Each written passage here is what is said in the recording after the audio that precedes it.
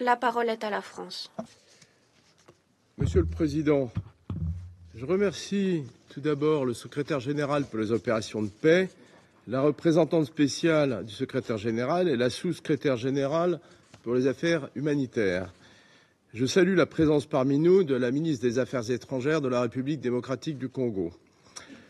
Le Conseil de sécurité se réunit aujourd'hui en raison de la détérioration rapide de la situation dans le Nord Kivu, en République démocratique du Congo, de la prise de Saké et de l'encerclement de Goma par le M23, permis par le soutien actif des forces de défense du Rwanda. La situation est grave et ce Conseil doit en prendre la mesure. La France réaffirme sa solidarité envers la République démocratique du Congo et son attachement indéfectible à son intégrité territoriale et à sa souveraineté. Elle exprime sa très vive préoccupation quant à la dangereuse escalade du conflit dans le Nord Kivu, autour de Goma. Elle condamne fermement l'offensive en cours, conduite par le M23, activement soutenue par le Rwanda. La présence en République démocratique du Congo d'une force militaire étrangère contre la volonté de l'État congolais est une violation claire de la Charte des Nations unies.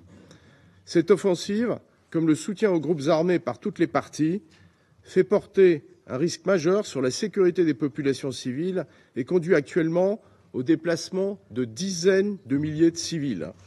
Le M23 doit cesser immédiatement son offensive et se retirer des territoires dont il a pris le contrôle. La France appelle instamment à un retour au cessez-le-feu et à une reprise du dialogue. Il n'y a pas d'issue militaire au conflit. Le président de la République, Emmanuel Macron, l'a rappelé hier au président Kagame et Tshisekedi, avec lesquels il s'est entretenu. Le dialogue engagé dans le cadre des processus de Luanda et de Nairobi, avec le plein soutien de la France, doit reprendre sans délai. Un processus politique doit redémarrer.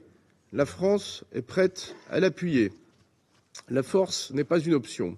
Dans ce cadre, la France appelle au retrait des troupes rwandaises du territoire congolais et à la mise en œuvre du plan de démantèlement des forces démocratiques de libération du Rwanda, conformément aux engagements qu'ils ont pris dans le cadre du processus de Luanda.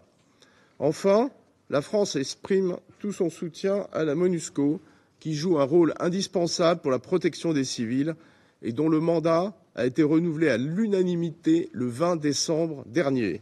Nous condamnons fermement les attaques menées par le M23 à son encontre, qui ont déjà conduit à la mort de plusieurs casques bleus ces derniers jours. Nous rappelons que les attaques contre les casques bleus sont susceptibles de constituer des crimes de guerre. Nous saluons le courage des soldats déployés dans le cadre de la MONUSCO et nous exprimons nos condoléances aux familles de ceux ayant fait le sacrifice ultime, ainsi qu'à l'Afrique du Sud, à l'Uruguay et au Malawi. La France condamne également toutes les mesures qui entravent la capacité de la MONUSCO à mener à bien son mandat, en particulier le déploiement de systèmes de missiles sol-air et de brouillage des signaux GPS dans les zones contrôlées par le M23, avec le soutien direct des forces de défense rwandaises. Monsieur le Président, les réactions de la communauté internationale doivent être à la mesure des conséquences humanitaires et politiques que provoque l'offensive en cours du M23, soutenue par les forces de défense du Rwanda.